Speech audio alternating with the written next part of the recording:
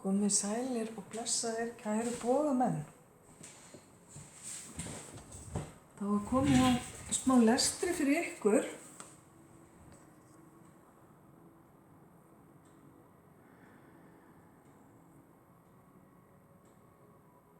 Og það er skuldbinding sem við byrjum á.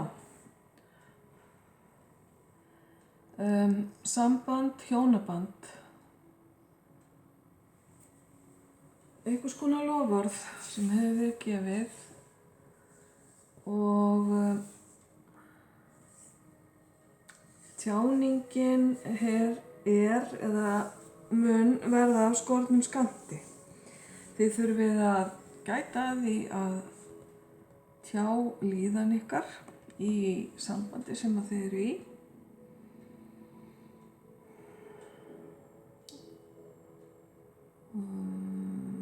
Í vináttuhópi er ef til vill skortur á samskiptum og það getur líka verið samskipti sem að þar sem er verið að tala á bakvið einn aðila. Það er að segja það er einn aðili sem er ekki með, annaðhvort er verið að tala hann eða hann veit ekki af því sem er verið að tala Og þetta á við ykkur bogamenn.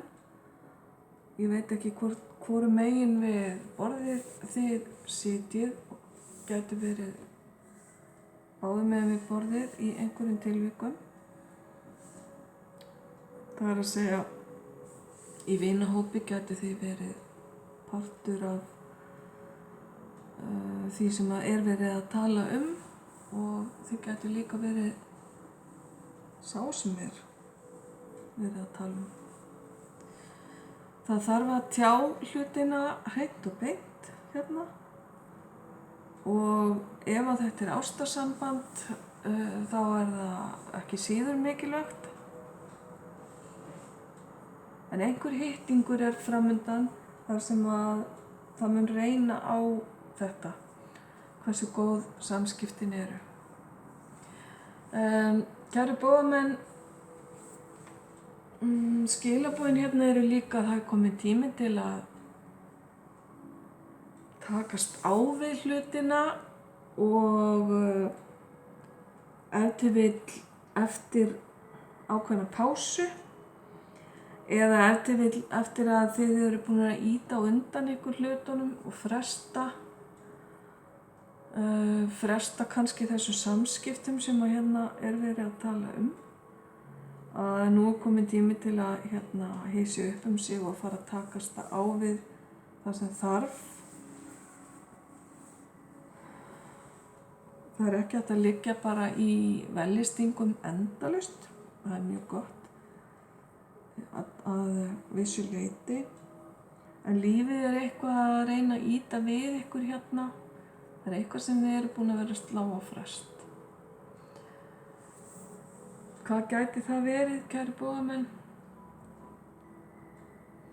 Það er einhvers konar skipulagning og ef til vill er verið að skipuleggja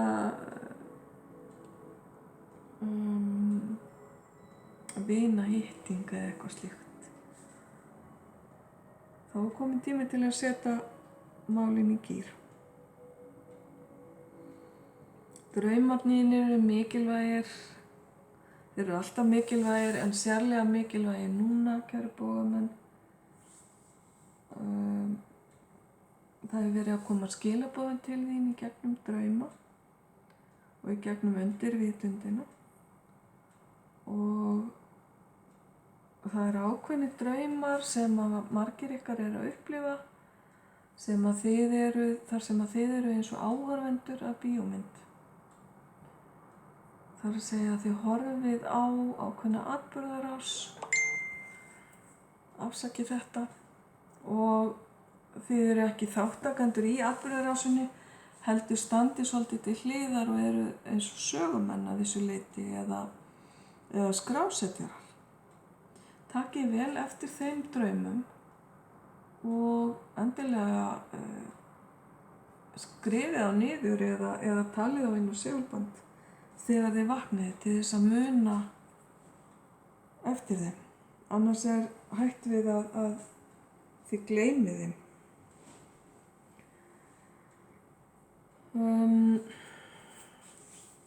En hvað það í samskiptum ykkar sem að skortur, þar sem einhvers konar skortur? Eru þið ekki að tala líðan ykkar eða hinn aðilinn í sambandinu ekki að tala líðan sína? Eru þið ekki að skiptast á upplýsingum? Það bankar mjög sterkt hérna upp á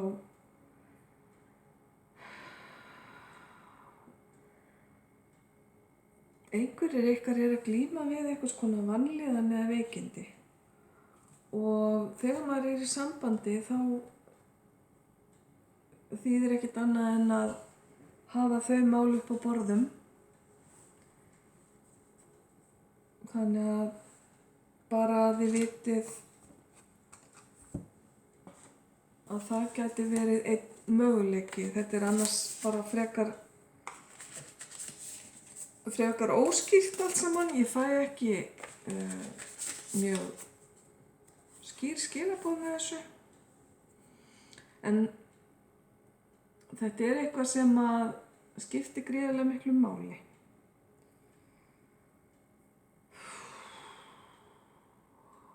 Þreyta og vanlíðan, já. Ok. Meira segja þessi spil mér ekki í bili. Engin ástæða til að ég sé að tíunda eitthvað meira hérna því að þá fer ég bara að endurtaka mig.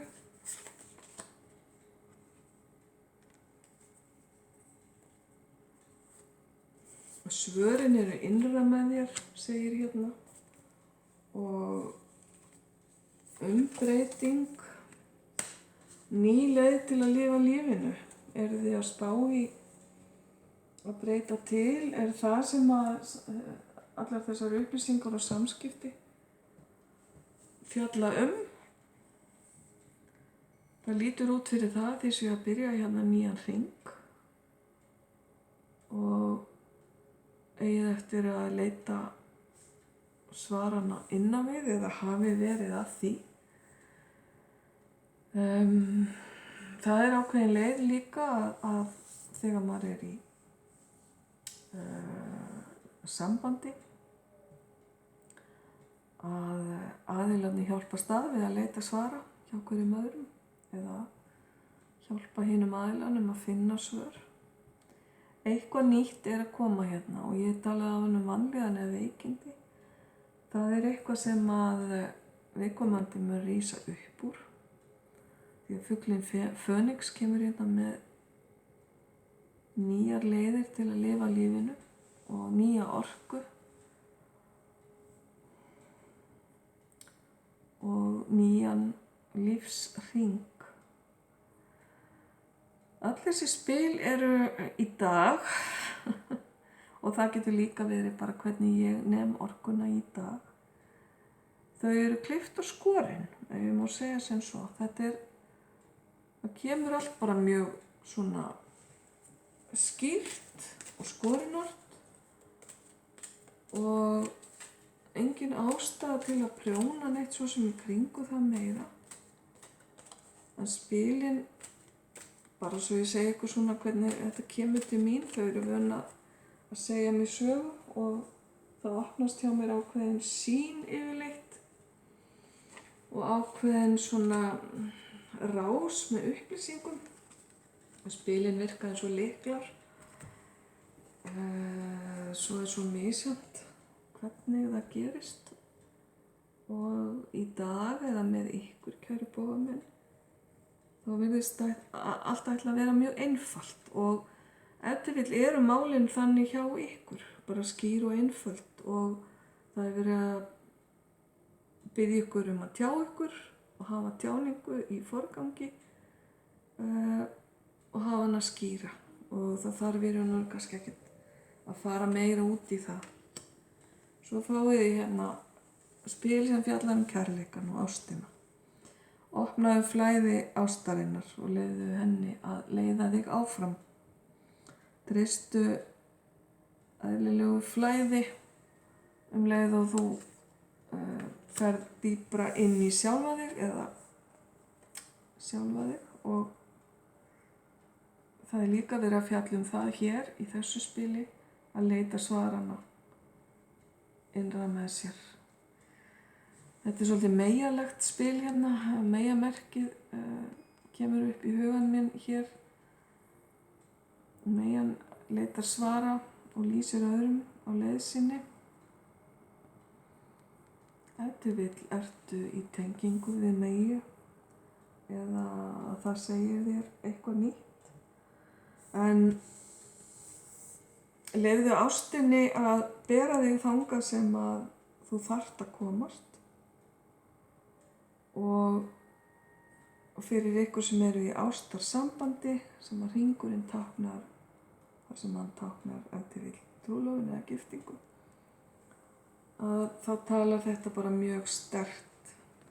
Síðan hérna skilaboð stuðning að ef þú ert í vafa eða þarft að leita þér stuðnings, þá þarftu ekki að sækja hann langt, heldur hann bara í þínu nánasta umhverfi. Það er bara verið að minna þig á það.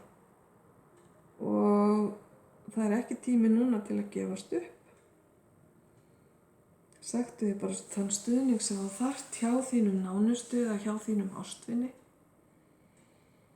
Og þannig munu málin leysast hjá þér, kæri bogamaður. Ok, ég verð að segja það að þetta var mjög sérstök lesning.